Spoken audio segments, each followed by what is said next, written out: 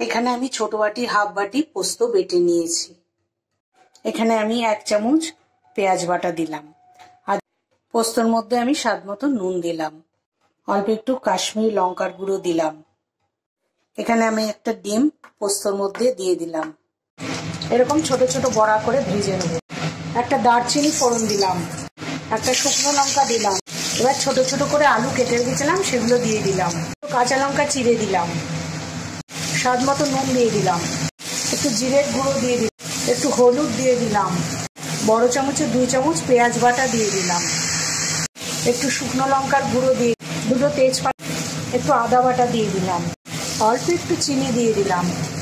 মশলাটা কষানো হয়ে গেছে, এবার আমি জল দিয়ে দেবো। এটা হয়ে এসছে, আমি ছোট চামচের 1 চামচ ঘি দেবো। এটাই হলো ঠাকুরবাড়ির রান্না পোস্তর দম, খেতে অপূর্ব লাগে।